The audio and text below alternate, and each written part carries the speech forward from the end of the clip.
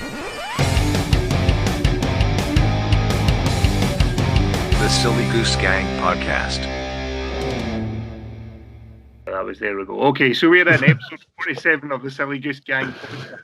We're delighted to be today by Ben Aldridge, who has written a tremendous book called How to Be Comfortable with Being Uncomfortable. 43 weird and wonderful ways to build a strong and resilient mindset.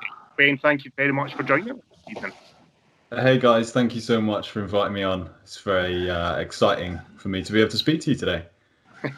That's the first time anybody's ever been excited to speak to Ali, in fairness. So even his wife is excited to speak to him. So just reminds me at all now after 19 years. I don't know. However, that's a story for a different podcast. So, Ben, obviously, as I said there in the intro, you wrote the book How to Be Comfortable with Being Uncomfortable, and it's a topic that both me and Chris have spoke about a few times on our podcast. You know, that idea of comfortable. Being uncomfortable. So where did the idea kind of come from for you to start the book or to start getting comfortable with being uncomfortable? Yeah, so the book and this whole project has come off the back of actually really bad anxiety, which a few years ago, it just hit me out of the blue. I didn't have any idea really what it was. And it knocked me for six. And I didn't have any systems in place to deal with it. And it was really scary because it was the unknown. And when I started having panic attacks and all of these like severe anxiety symptoms, I really didn't know what to do. So this whole project is basically how I learned to deal with that and how the various philosophies and psychologies that I've been studying have helped me. And this all kind of came together, and it's now in this book. So it's been very exciting to push it out into the world and to get feedback from readers and basically to see all the challenges that people have been doing. Because the book is based on this concept that if you step outside of your comfort zone and you complete these challenges, you become more resilient and you get better at doing more challenging things. So really, it's been really fascinating for me to put it out and to get this reception from so many people. It's been a lot of fun. Yeah, it's really interesting, isn't it, that people have, their comfort zones and they don't like stretching out of it. We were just talking, before we came on, that two of the things you mentioned in the book, and they're a fear for a lot of people, is public speaking and talking to strangers. And it's kind of what me and Chris have been doing, since we launched this podcast, is doing public speaking. It's out there permanently on, the various platforms.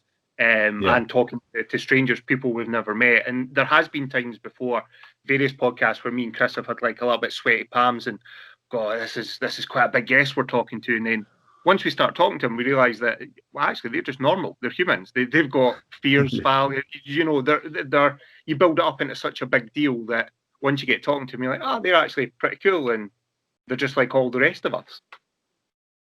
Yeah, I think that's it, isn't it? We've all got our comfort zones. We've all got things that make us feel uncomfortable. And I think exploring those different things has certainly, for me, made a huge difference in my life. And I think you've given a great example. Public speaking is like the number one fear, isn't it? It ranks higher than death. So I think that says a lot about it. And it's actually playing around with these concepts. It's kind of counterintuitive if you lean into things that scare you a little bit. But actually, there's a huge amount of growth that you can experience from that. And really, in the book and what this whole project has been about has been that, essentially learning to lean into fears and difficult things to learn more about who I am and how to deal with difficulty. Yeah, it's one of the things that I'm sure we've spoken about this. I think I asked somebody and they didn't know this before, Ali. You can correct me.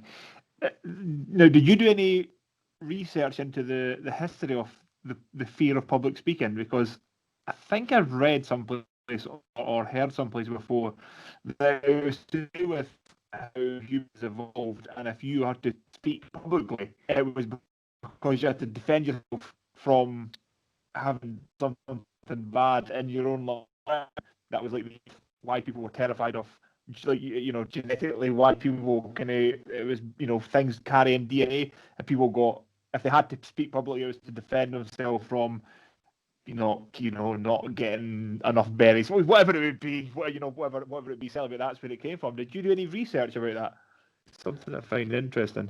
I didn't do any research with that. For me, it was just about it's something that's scary, and actually, so many people find it difficult. And it's one of those things that is actually a great challenge because so many people can relate to it.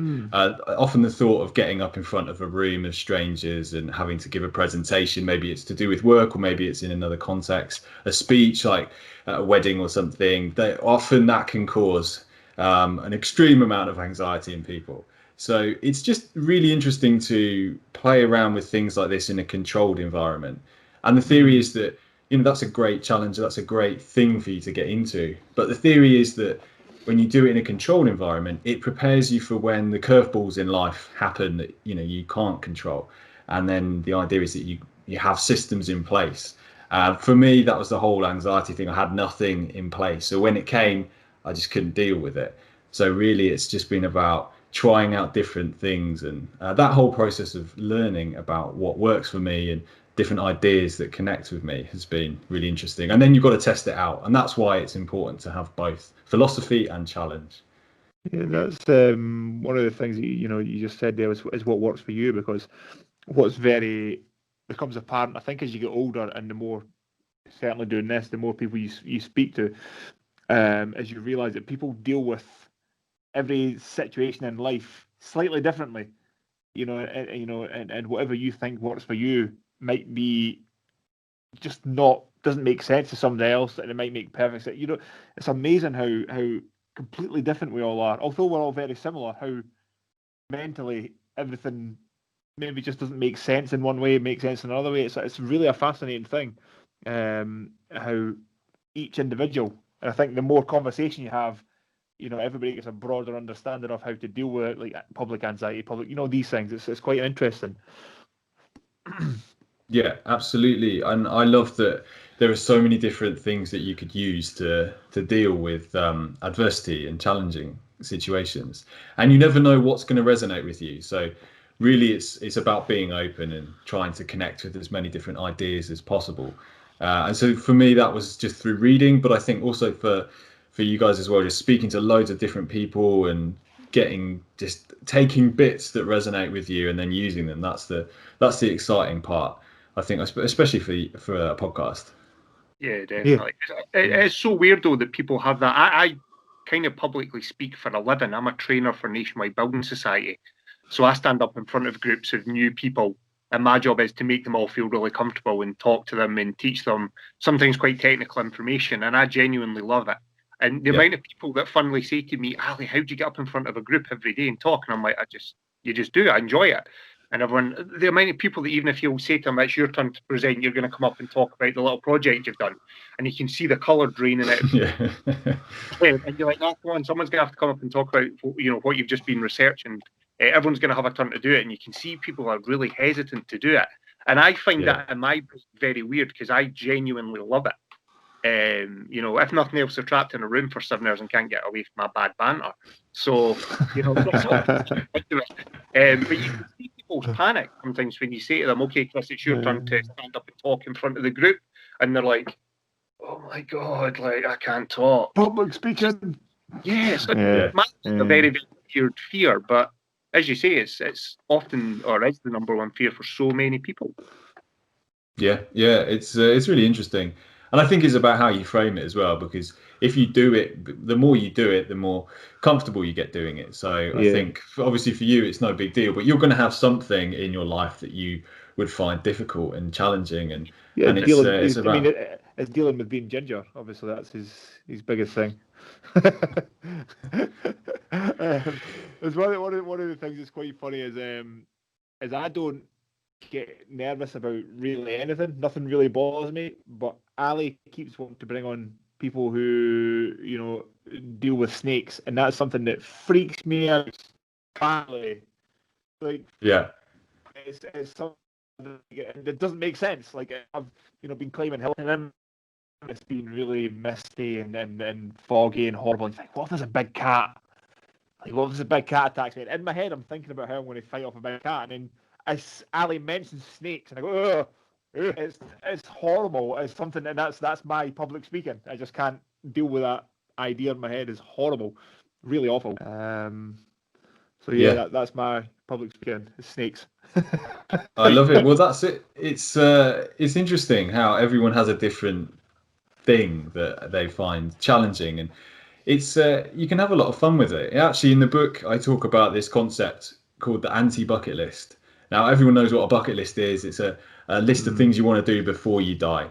Maybe you want to go to Vegas, see the Northern Lights. I don't know. Everyone has their own thing that they want to do. The anti-bucket list is based off the things that we don't want to do before we die. And that's when I talk about creating challenges in the book, because obviously in the book there's lots of things that I've done, but I want to encourage readers to create their own challenges. So the anti-bucket list is a great way of doing this, and it's all the things you don't want to do before you die, things that you're scared of, things that you can avoid because you're an adult. It's very easy to not do those things. But actually, if we turn the things that scare us into a potential challenge, there's so much growth that can come off the back of it, more growth than if you were to do something on your bucket list. And it's so counterintuitive, and it's a really weird thing. But for you, Chris, like, you've got to go and play around with some snakes, or like you've got to find a way to turn it into a challenge. Like, literally name anything. Like, I've always said, like, the only other thing that really freaks me out is like skydiving or bungee jumping. But in my head, I'm kind of waiting. This is just me. Maybe I'm a lunatic. I'm kind of waiting till I'm like 75 years old to maybe do that. Because then if I die doing it, then, well, I've done something crazy when I was like 80 years old, 75 years old. So that wouldn't bother me. But yes, I'm not touching snakes ever. Like, He wouldn't even I'm trying to get a couple of snake experts on. As soon as I mentioned it, I get to and Chris is like, nope. No, they won't even make them on. They won't have pictures or anything. No, even talking about it is just a hard. That sounds like there's loads that you could get from that experience. I know it sounds ridiculous, but for instance, I'll give you my fast. Like, for me, I had a really bad fear of needles. Like, I hated needles so much. It was really, like, they terrified me. And because I was doing all of these challenges to try and learn how to deal with adversity, I decided that I would go and get acupuncture. And if you hate needles, this is like the worst thing you could possibly do, because they put needles in your face and in your hair and in your, like, everywhere. But actually going and facing this and staring that fear in the eyes and going and pushing myself into that situation really helped me to change my relationship with it. And there were so many lessons from it. So that was a really powerful experience for me, and something that I won't forget. So actually, we can turn these things around, and we can learn a lot. So I think it's got to be done. You've got to get the snakes out. I'm not. Nope. I'm not. I'm not. I'm needles are a thing that I don't like either. So I have no tattoos. I have never. I would really like to give blood, and I just can't. To the point where I didn't get the injection to get fillings, so they just drilled my teeth out with no, like, numbing, because I don't like needles. But I would if I had to, obviously, get a needle. It's not that bad. Whereas snakes is just non-negotiable. That's literally it. Other than that, so needles is one. That's a weird thing as well. But I would if I had his life get needles. But snakes is. I was going to say, when it comes to Chris with snakes, Chris is 100% a Carol Dweck fixed mindset on it. He has no interest in moving into the growth side of that equation. Okay. I have no interest. Like, growth anywhere else. No, it's really interesting. Like, and that concept as well, mindset, which is has been really influential for me as well. That book, the Carol Dweck book, Mindset, is really interesting, and I found that was really helpful to understand it, to see that there are two types of mindset. There's a fixed mindset, and there's a growth mindset. And actually, I could see that there were so many areas in my life that were very fixed. So learning to look at them and actually, like, attack them, and it's this whole project has been very, like, lean out into the unknown, step out of your comfort zone, and actually seeing the mindset side of it and how Carol Dweck's concept applies to it was really inspiring for me. It's actually in the book as well. At the start, I write a little bit about that concept. It's such a strong. We use I use and we at work use a lot of Carol Dweck's fixed versus growth mindset, because as I say, we're training and teaching people new skills and new technology for the first time. You'll show someone something once and they'll go no, and because it's scary. It's something that they've never seen, they've never used. They know they're not going to master it in the space of however long they've got in the training room, and it's trying to turn it from that fixed to the growth to encourage people to try it. And the people that are able to do that are generally way more successful than people that remain fixed. They never really develop any further than that, which is why we're going to get Chris to talk about snakes. I love it. Yeah, no, it's the bizarre thing is, on a personal level, I constantly aim for things that I constantly always looking for something. What am I not, what am I not good at? And I will try it because I'm bad at it. That's the one thing that just no. But yeah, the thing that we've used the term being comfortable, being uncomfortable in Brazilian Jiu-Jitsu that me and Ali do, and it's it's a situation where you have to be comfortable because it sucks a lot of the time. You have to make it in your head go, okay, well this is just going to suck. We'll have to figure it out. So it's a term we've used quite a lot with that. But yeah, I think most of the we're kind of on a although it's the same idea. So I'm doing sort of physical challenges out with my comfort zone, where you're doing it more based on kind of more kind of mentally. I think is that more kind of what you're talking about? Well, so in the book there's 3 types of challenges that come in different categories. So the ones that we've just talked about are mental, but there's also physical ones and skill-based ones. So for the physical ones, I ran my first marathon and started like climbing. Well, actually I've been climbing before, but I got into it in a different way. Started trad climbing and developing that, and lots of challenges in the gym and like long distance walking and all of these things that would physically push me. So that's one aspect of stepping outside of your comfort zone, because obviously there's loads of different ways you can do it, and physically there's so much that you can gain from pushing yourself in like when you're physically exhausted, there's a lot of lessons there as well. Oh, 100%. Yeah, I love the I don't even know where the quote came from, but fatigue makes cowards of us all. I love that phrase. I really like that phrase. Who, sorry? Vince Lombardi was a Green Bay Packers coach back in the 60s in American football.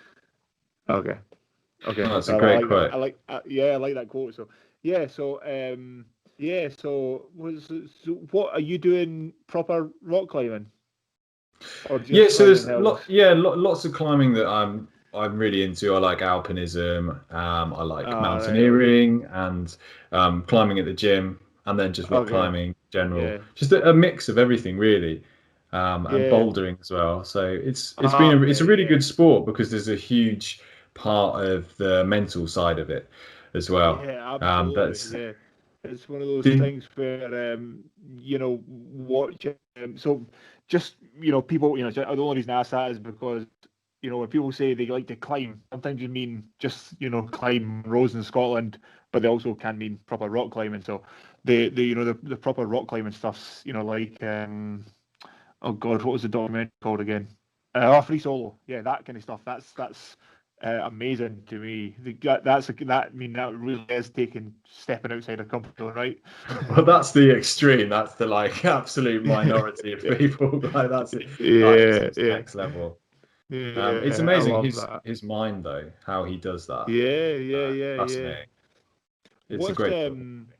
What's amazing to me is when you see a guy like that who is, you would expect a guy like that to be not meathead. That's the wrong kind of thing, but like a sort of like a tough guy, doing these crazy things, and then he's like this kind of like almost nerdy, really thin guy, and it's like this is not what you'd expect from a guy who's doing literally life or death is a millimeter away. That's crazy.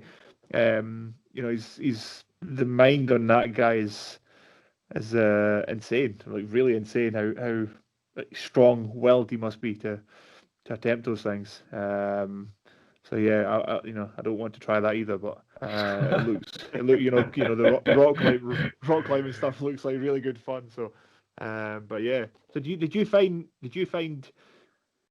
that a lot of these things helped with the mental aspect as well, because the physical often helps the mental. Is that something that you found as well? Yeah.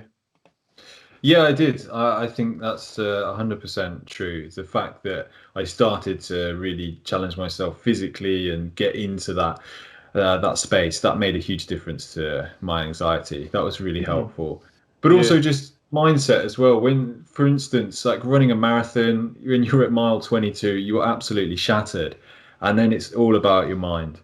And there's so much that goes on there. So it's trying to stay positive and all of these things again that I'd been studying and reading on philosophy, psychology. I could use these tools and tricks when I was in these different situations, and whether it's climbing or whether it's running, when you're exhausted or when you're scared, you can use these tools and actually you can see that they work, and that's really helpful because then you know that if you're facing a similar situation where you're scared or you're exhausted in a different context, you've got systems that work. So it's for me that's brilliant, having some kind of physical outlet for that, and also to test out these tools.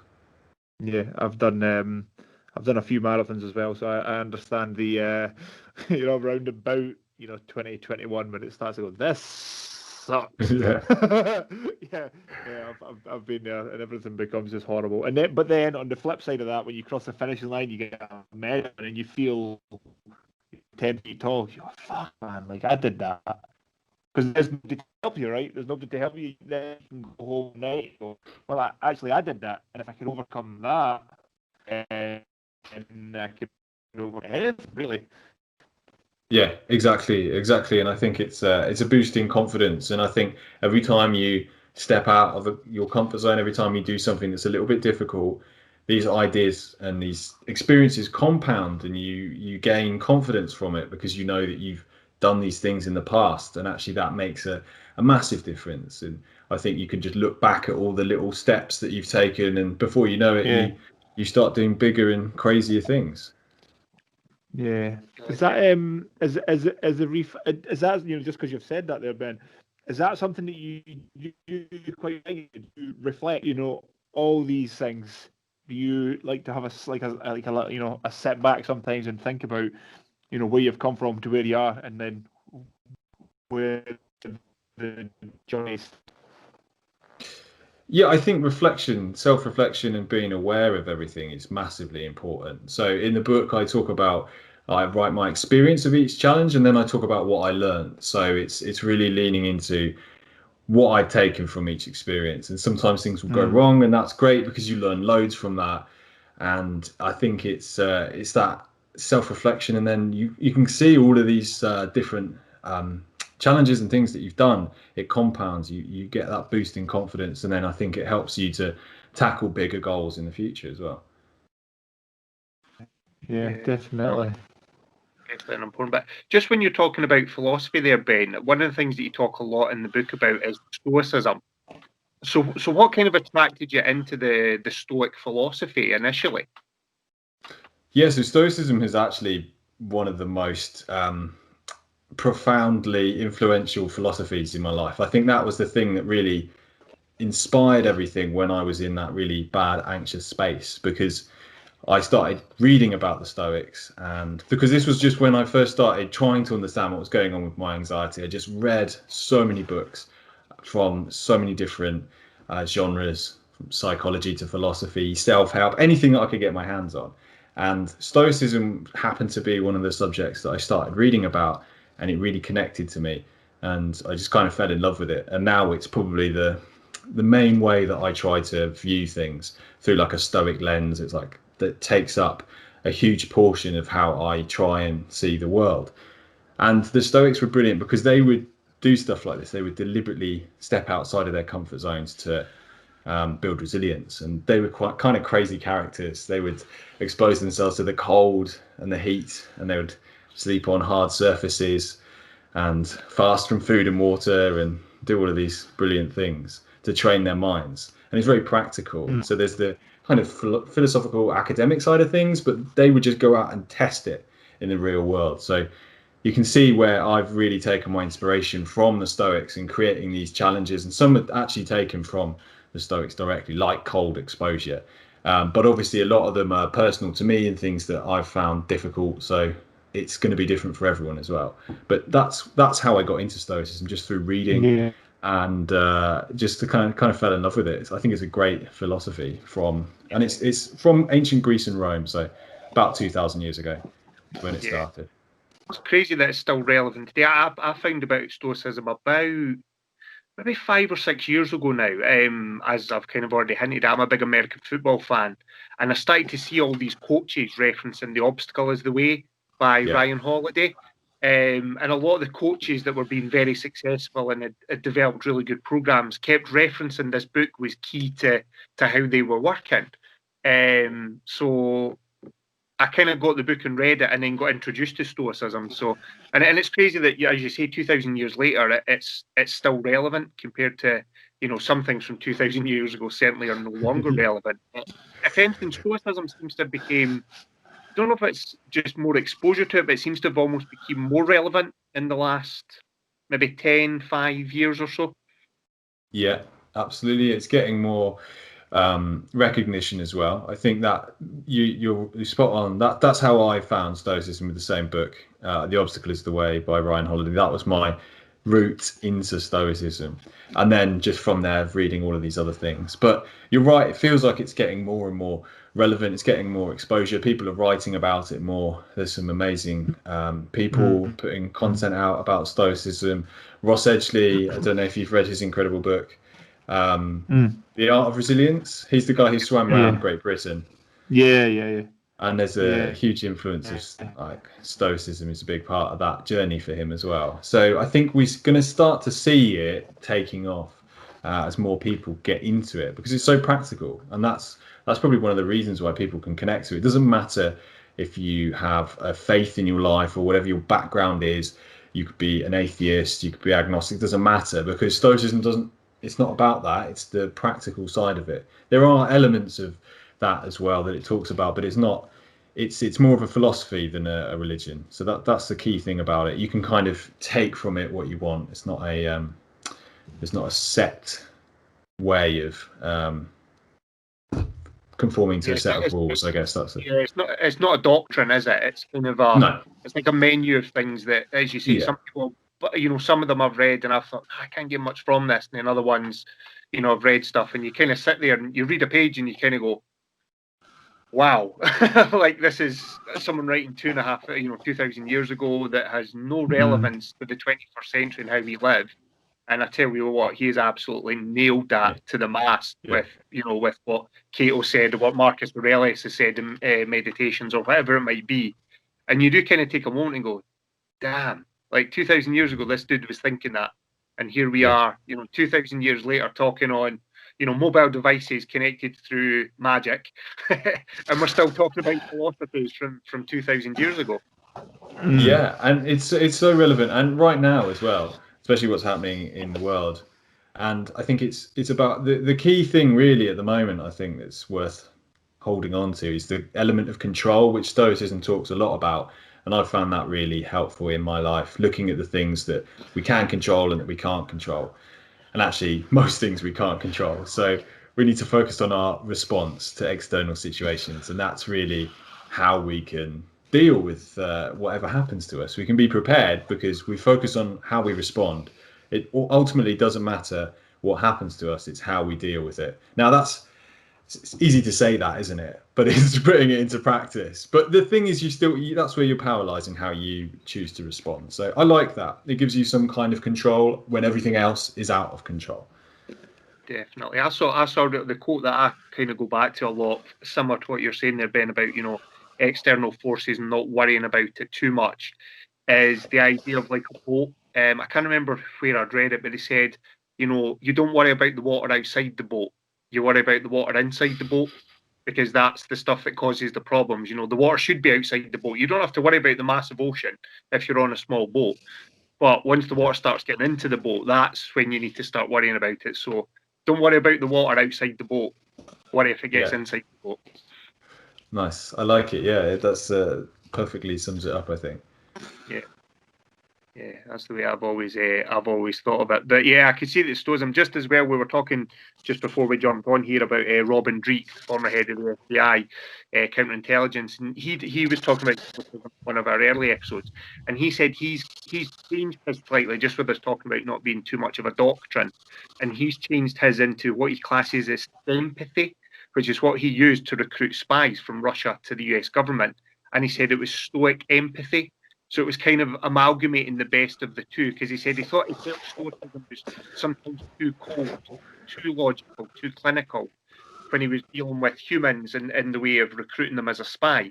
And he said, the empathy side of it allowed you the kind of into the person, using a bit of Stoicism tied in with empathy. And he started talking about his philosophy, if you like, that he's working on is Stempathy, a combination of Stoicism with empathy to give you both sides of the coin, which I thought would be quite interesting. Yeah, that's really nice. And I think the thing is, that's a perfect example of taking different concepts and kind of mashing them together, which is really important. I think whenever you're having to deal with things in life, it's nice to have some kind of systems, but we don't have to rely on one. We can just pick and choose. And so I got into a lot of different things that helped me to deal with anxiety and to face challenging situations. So I always like exploring different ideas, because you never know which idea might kind of reveal something, some kind of secret that might help you in the future. I would what I found amazing right there was that, like, how do you remember what Robin said 6 months ago? That's amazing. I can't remember what day it is. You just remember something that Robin Dreek said 6 months ago. That's insane. It's genuinely joking aside. One. Yeah, joking aside, it's because it really resonated with what I was talking about, reading into the Stoics and kind of looking at, that works, but it sometimes is too logical, it is too cold, it is too, if you take it to the extreme and only worry about what impacts you, then it can make you sometimes, or it could make you cold and heartless because, well, someone else has died, it hasn't impacted me, so I don't have to worry about that. If you take it to the extreme, whereas having that sympathy with the empathy involved gives you that balance between, as we're saying, don't worry about the water outside the boat, but also have recognition that if someone's drowning in that water, extend a hand and pull them into your boat. And that's where the idea of sympathy comes from, or that was the way Robin was kind of explaining it, which kind of resonated with me as a nice kind of balance between the two, that little bit of light and dark. Makes sense, actually. Yeah, it's a cool idea. It's a good idea. That's you could tell that you could tell Ben that Ali is very well read, and I can't sit down to read a book. I really struggle to just sit down and obviously I can read, but I just can't sit down to read a book. I just it's one of those things, and it's one of those things that maybe that's one of the things that I should do to take myself out my comfort zone, because I really like the idea of sitting down and reading a book. It's just one of those things that I really I can never get into that zone to read. So maybe that's one of the things that I should really do, is to do something that I haven't done. What about audiobooks though? Do you listen to audiobooks? The issue I have with any audiobook is it has to be read by the author. Otherwise, it feels like somebody doesn't mean what they're saying. It's just empty words. Do you know? Does that make sense? Like, it has to be, it has to be read by the author. Otherwise, it's just somebody saying words that they don't really believe in. If that makes sense. Or maybe I'm crazy. I don't know. But yeah, so I listen to a lot of podcasts. So I have listened to a lot of. That's how I take a lot of information in. Audiobooks I have, but it has to be read by the author. Otherwise, it's just kind of, I don't believe the words that you're saying. Right, but the thing is, podcasts there's so many as well. There's so many out there, and it's really interesting to see how that's taken off over the last 5 years or so. Yeah, but yeah, I genuinely, I really like that. I do have some books. I just can't ever sit. So I like to physically have them. I just really can't get into reading them. You know, I might read 2 or 3 pages and go, oh yeah, I'll read 2 or 3 pages tomorrow, and then tomorrow never comes, of course. So you know, it's maybe one of those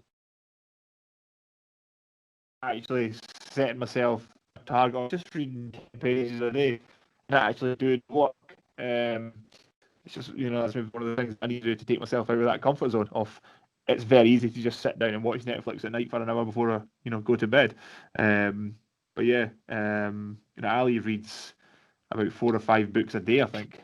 I just, you know, I've normally got about 3 books in the go. I tend to, a little bit like you were saying, Ben, in your book, where you know, you talk about reading like a quite heavy non-fiction technical book. I'm really bizarre and enjoy reading them. I've always got like a really heavy non-fiction book. I've normally got some form of historical non-fiction, and then I've always got a random fiction novel for popcorn for the brain, kind of sat on the side. And I'll depend on the mood, I'll drop in and out of, you know, because I love reading about, you know, like what would have been considered the Dark Ages, you know, kind of Viking Britain up until kind of the Wars of Independence neck of the woods.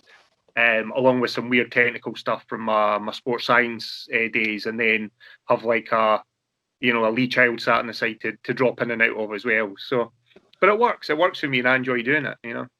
Yeah, no, that's nice. I think I'm like you because I have lots of different books on the go at the same time, and then I have like an audiobook as well that I like to have something when I'm walking around. So it's just juggling everything. But I think it is discipline as well. It's finding a time to sit down each day and have something that you really care about. If there's a higher purpose to the reading, it's helping you to learn all these different things. So for me, it completely changed everything. So I'm obsessed with it because it helped me out of such a dark place. It helped me to understand so many systems that I could use when I was really anxious, and it taught me about anxiety. So I think that's why I have like a really strong connection to it. See, that's you know, what you've just said there, Ben, is quite interesting, because the way that I would do what you've just described is genuinely go run some hills at night. That's how I would make things make sense in my head, to think about things, to think things. That's how I would do that. Is with a book, I would, you know, chuck on my bag with a head torch and go climb some hills at night, and that's how I would make that same connection. Like, that's how I make that work in my head, which is quite an interesting thing. Again, it's not, you know, there's no right way and wrong way. It's how an individual makes things and becomes comfortable being uncomfortable, you know, in their own head, I suppose. Yeah, it's quite an interesting take. I feel like something just clicked in my head there. That's good. The thing is, you're right though, Chris, because I know you're saying like I'm well read, but I know you're an absolute savage in the gym. So do you know what I mean? Everyone's got their niche, haven't they? And no one can dispute the fact you're a working bath. Did you just sort of call me stupid? If that's how you want to take it. Well, you know, I read a lot, but you know, you're quite strong. You're strong. I think that's what you just did there. I think that's genuinely. You know, I love I love documentaries. You know, like Ali was talking about, you know, Viking Britain. I could watch documentaries for days about this stuff. You know, ancient Egypt. I could watch documentaries for days. I just can't read about it. Do you know what I mean? It's just one of those things. Yeah, I just can't read about it. I can't get excited to read it. Like you say, it has to be something that you're passionate about, and I don't get passionate about reading the book. But you know, I would watch a documentary about it. But yeah, it's quite an interesting. It's quite interesting because I think we're arriving at the same end goal, but we're coming at it from different kind of mental perspectives, which is quite interesting. Yeah, because everyone learns in a different way as well. It's where there's different elements. Some people are visual learners, and some people are like they need the sound. They're kind of audio-based learners. And some people need to do it as well. There's the physical side of it. So I guess the thing is, it doesn't really matter so much where it comes from, but it's just being open to all these different ideas. And the great thing is we have all of these different options to us nowadays. So it's great whether you get your content from podcasts or whether it's from documentaries or books or audiobooks, wherever. It doesn't really matter. It's just how you are receptive to that, whether you're open to new ideas and whether you're curious. I think that's important. Having that inquisitive mindset. Yeah, being curious. That's quite a key word in that. I think is being curious. I think there's a lot of people maybe in society now who are very much closed-minded and black is black and white is white kind of thing, where they don't accept any other kind of possibilities. Like, it's just, this is what it is and that's it. And I don't know if that's a Facebook generation thing or social media generation thing where people just kind of see what's right in front of them and that's must be what it is, where they don't look at any other possibilities, which is quite a sad way to live your life, I guess. I think people get caught in echo chambers in that respect, don't they? They get fixed mindset and they get caught in an echo chamber of everyone thinking the same as them and everyone agreeing that the way they're doing it is correct. And it's the way my parents did it, or it's the way that it's always been done. And while there's definite benefits to that, there are times where, as you rightly say, Chris, turn your head, look left and right, and is there a better option out there? Especially when you get exposed to new ideas, like you were saying, Ben. The first time you started to suffer those panic attacks, you weren't, as you say in the book, you weren't kind of sure what they were, and you had to do a bit of digging into it, and go down the CBT, cognitive behavioural therapy, and open up that side of it. Did that lead you down to the Stoics, the CBT, or did the Stoics come before the CBT? I think when I was reading, I got into Stoicism first, and then I was just trying all these different ideas out and started reading about CBT, and actually the relationship between the two of them is so similar. And you can see that CBT is heavily influenced by Stoicism, and it's just that, how do you think, and focusing on how you respond to what's going on in your mind and not believing everything that you think as well, which is really quite an interesting concept as well. So I found CBT, it's a kind of modern approach to Stoicism. They go really well together. They complement each other. So it's nice to read about something very similar, but it just slightly different take, and just trying to mix up all of these different concepts and explore. So yes, first it was Stoicism, and then got into a bit of CBT afterwards. CBT afterwards, okay, that's cool. The one category that you haven't spoke about of your challenges, because you mentioned the mental and the physical, you also did the skill challenges. So out of the skills challenges you mentioned in the book, and obviously there's a few, the one that I liked was the remembering the deck of cards. Or did you class that as a skill? Yes, that's right. I couldn't remember if that was a mental or a skill one. And then the Rubiks Cube, because they're two things that always fascinate me. And I know we've been talking Dweck's growth and fix, but I have a total fixed mindset on the Rubik's Cube. I just want to pull them apart to make them work because I can't ever get it to reset. And I know there is a pathway out there, but it's mathematical. My brain doesn't do maths. Like I can, a bit like Chris is saying, I can count and I can add and subtract. But I can't do like maths. And to me, a Rubik's Cube is a maths. It's it's integers and so many pathways. But how did you go about learning to crack something like that, like the Rubik's Cube, or learning a deck of cards? How did that kind of, I suppose, the path or the route that you took down to master that skill? Yeah, so I was like you, actually. I had a real fixed mindset with it. I thought it would just be too hard because it's depicted in the modern world as something that represents like people who are geniuses, that they just can solve the Rubik's Cube. And actually that's not the reality. It's just, it takes a little bit of time. And all it is learning a pattern. You're memorizing a series of twists, and that's it.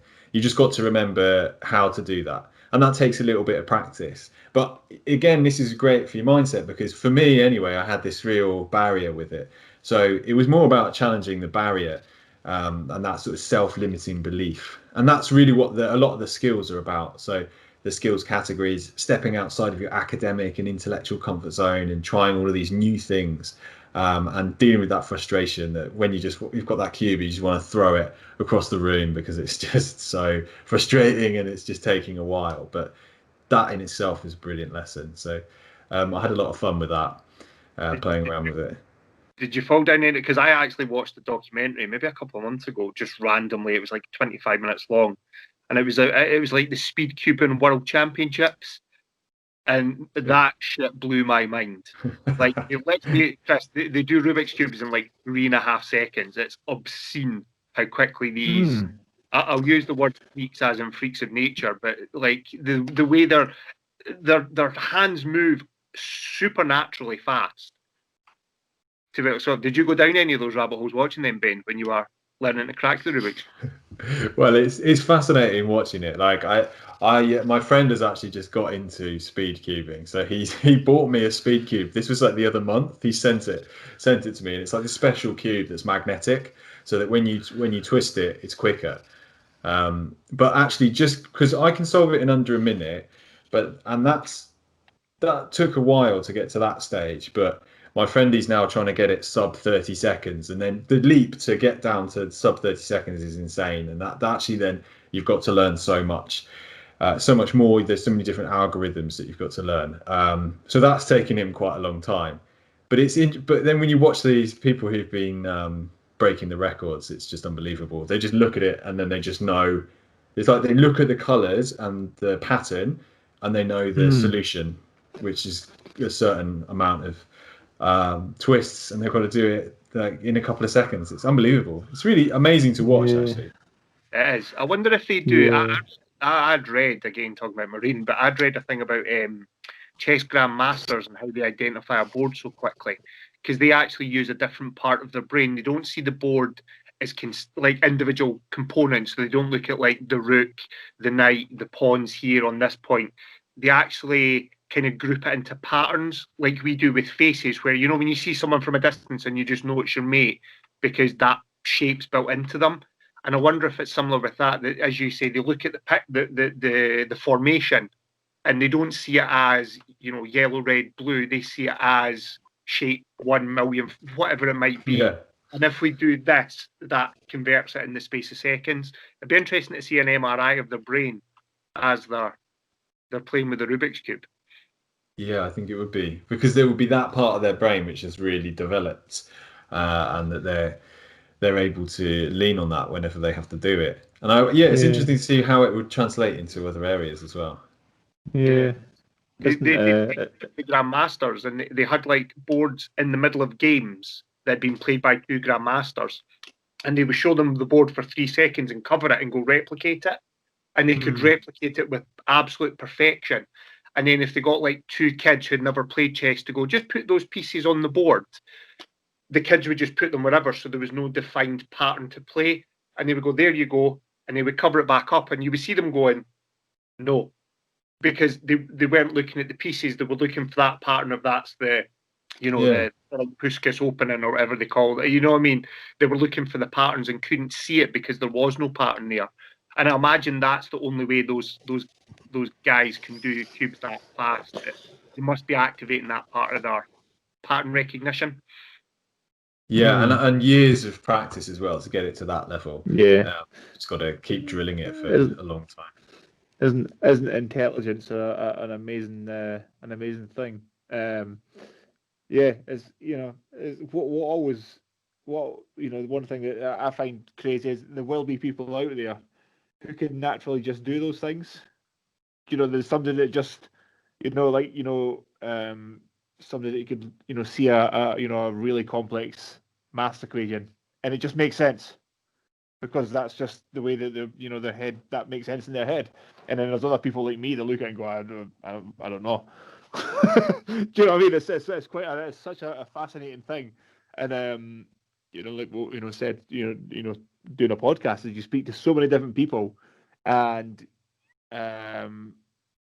everybody's interested in their own way. If you allow somebody to speak and listen to what they're saying, everybody's interested in their own way, and it's everybody's got this, like, whether the person thinks that they do or not, they all have an interesting story to tell that you can learn things from, regardless of background or their thought process or anything. There's always things that you can pick up, and it's interesting to listen to people. I mean, you two are talking about things there that I'm going, what the fuck are they talking about? But it's really interesting. You know what I mean? Do you know what I mean? And you know what's funny? You know what's funny? This is again, this is the way my head works. So you're talking about guys doing Rubik's cubes in 3.5 seconds and grandmasters looking for patterns, and in my head I'm going, bet they're all shit wallpaper though. Do you know what I mean? Yeah. Because they probably have to get a painter and decorator to wallpaper the living room. So are they really that smart? You know what I mean? It's like the old thing of, if you tell a fish to climb a tree, it's going to think it's stupid. Yeah, I think that's an Einstein quote, right? Yeah, certainly something like that. So it's just it's super interesting, and I think we should all encourage people to speak to more people, just to find out what they're all about and how their brain works, and you can pick up things from everybody, like from any obviously there's some people who are just morons and you won't pick up anything from them, but do you know what I mean? Mostly you can pick up things from people where you go, oh, that's interesting, if you're open to that idea. But you have to be open to the idea in the first place, right? Yeah, absolutely. And I think also what you were saying is right. It's if you are trying enough different things, you're going to find certain things will connect with you, and actually you'll realize that, oh, you are quite good at this naturally. But if you don't, there could be something that we're all amazing at that we haven't tried. Yeah, exactly. So that it might just click with us, but we haven't quite found it. So it's I think being open and trying to explore all of these different things, very easy to get set in our ways, but actually, you might be the next greatest snake handler on the planet, but you just haven't given yourself the opportunity. No, that's not. Nope. I don't want to talk about snakes again. No, I always think that's about in every I would say sports, but in every every aspect of life, there's one person that just does things that don't make sense. So Lewis Hamilton just won the most F1 races ever, beat the record. If you look at Roger Federer, or you look at whoever, in any, there's always one person that you go, they're just like they have a God-given ability to do that thing that they found, and they're super lucky that they found it. But there will be one person out there, could be anywhere in the world, could solve a Rubik's cube in 2 seconds because this just makes sense. The patterns or the color, whatever it is. That's super fascinating. There will be people who, there could be somebody anywhere in the world that could just be an outrageous tennis player, but they'll never try. That's crazy. That's a crazy concept. Do you know what I mean? Or the best mathematician that's ever lived could be the next next Albert Einstein could be, living next door to you, but he's never tried. So he just, he's playing computer games. He'll never figure that out. That's amazing. That's an amazing concept that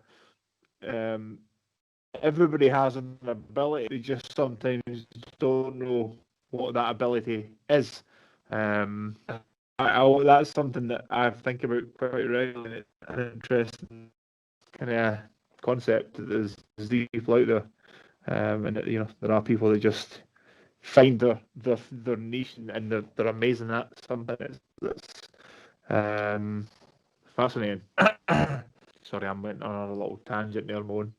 No, it's good. No, I agree. I think it's really interesting how different people can unlock their potential by putting themselves out there, and it all comes back to just stepping outside of their comfort zones and actually just trying different things. You might naturally just discover what you're really into, but unless you're putting yourself out there and you're doing all of these different things, you might not encounter it, which would be a shame. See, we brought it full circle there, back to taking yourself out of your comfort zone, right? Yes. I didn't realise that's what I had done, and I had, see. I was going to say, looking ahead to 2021 then, Ben, what challenges have you got lined up? Because I would imagine anything for this year's maybe been put a little bit in the back burner with everything that's gone on. Have you got plans for new challenges to take you through 2021? So there's lots of things that I've got in my head. There's nothing actually on paper in the pipeline, because it's, as you said, there's certainly some challenges that we're all having to face at the moment. So there's things that I'd like to do. A lot of them are kind of physical goals. I've got some running goals that I'd like to do next year. And there's a few things that I will, if you're following me on Instagram, there's lots of things that you'll see that are coming up.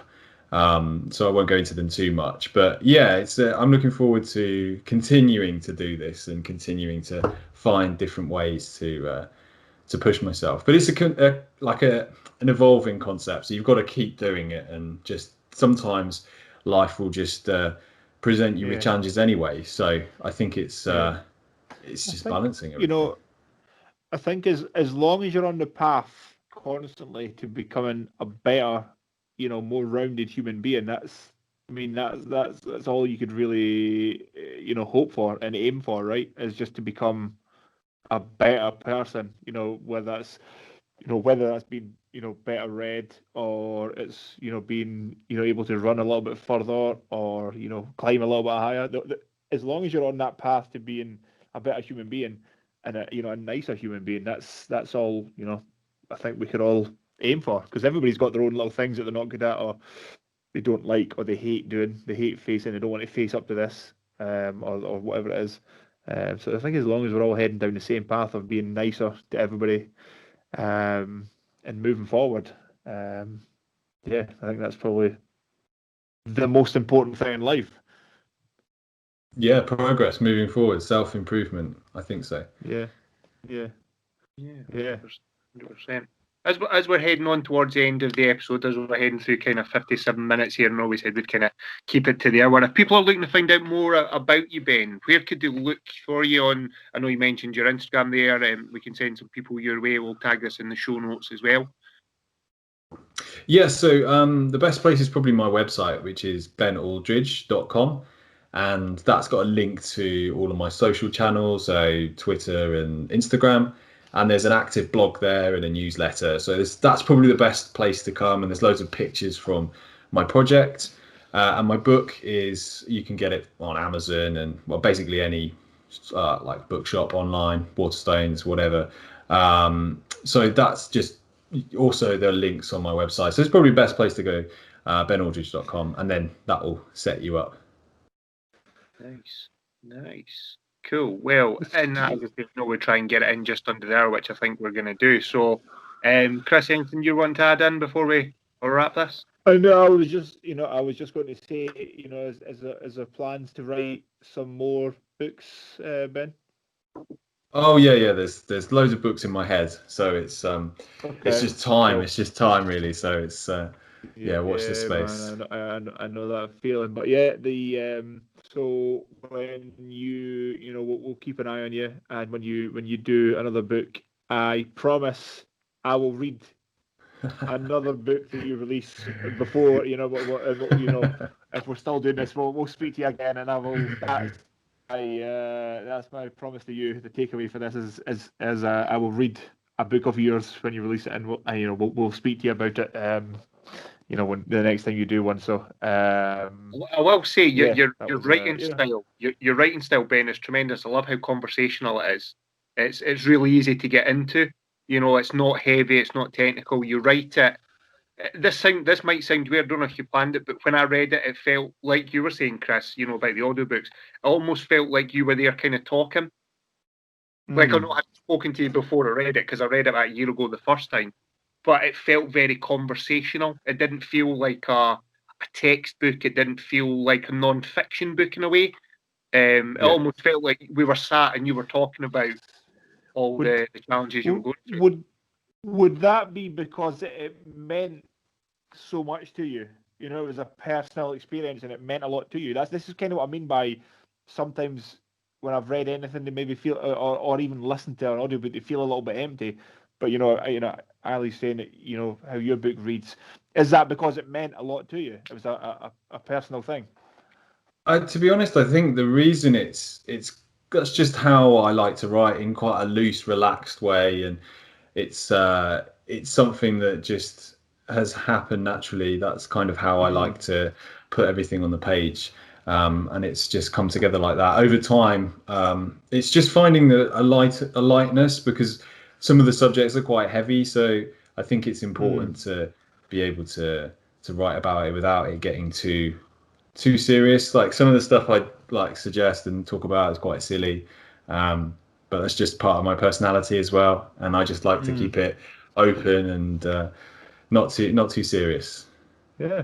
Well, thank you very much for your time. It's been certainly an interesting conversation, and as always, there's been a couple of things that I know I certainly will take away from the conversation. So, yeah, it's conversations are always worth having.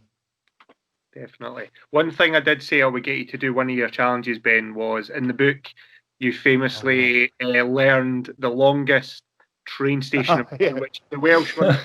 All I know is it finishes go go go or something along those lines. So, putting you on the spot, can you still recite the full Welsh train station? I can, but to be honest, if someone from Wales is listening, they're probably going to have a heart attack because I'm probably going to massacre it. But it's something like this: it's Llanfair pwll gwingich gogero hwydrobo chlanti silio go go go. There's just no need for anything to be that long. Like, it's a ridiculous word. I love it. I think it's brilliant, and I'm sure that I could improve my pronunciation. But it took a long time to get that anyway. But it's brilliant. I love in the station. It's on a sign, and it just takes up like most of the station because the word is so long. No, just before we go, do the locals shorten that to anything? I think it can be shortened, but it's like you would have to. Right? You wouldn't have the time in your life to say that every day. Yeah, there's a shortened version, but I think they take pride in the name of the town. Because okay. I think there's a local football team, and on the crest there's like the whole word like all the way around. It like literally takes up the whole the whole circumference of the badge. But it's I think they're proud of it. It's really cool. It's brilliant. Yeah, I've always wondered if you get a ticket there, do you get like one of those like novelty-sized checks when you win the lottery style train ticket? Like the conductor comes out like, "Here's your ticket, son." A big massive. Thank you. Yeah, it's quite fun. I feel like it's something that I should do now is go to. I'm not even going to try and say that name. Is go to that town and just to go to the train station. I think it'd be a fun thing to do. Yeah, why not? Exactly. Yeah, man. Yeah, definitely. Well, on that, Ben Aldridge, thank you very much for your time this evening. It has genuinely been a fun conversation. Hopefully, as well, a lot of people get a lot out of it. And I would highly recommend your book to anyone, as I've really enjoyed reading it and rereading it again as we were trying to refresh my memory from a year ago and some of the stuff you've done. So thanks very much for taking time. Really appreciate it. It's been fun, man. Yes, thank you so much for having me on. It's been great chatting to you both. Really appreciate the invite. So thank you. Awesome. Well, episode 47, Silly Goose Gang with Ben Aldridge, done and dusted.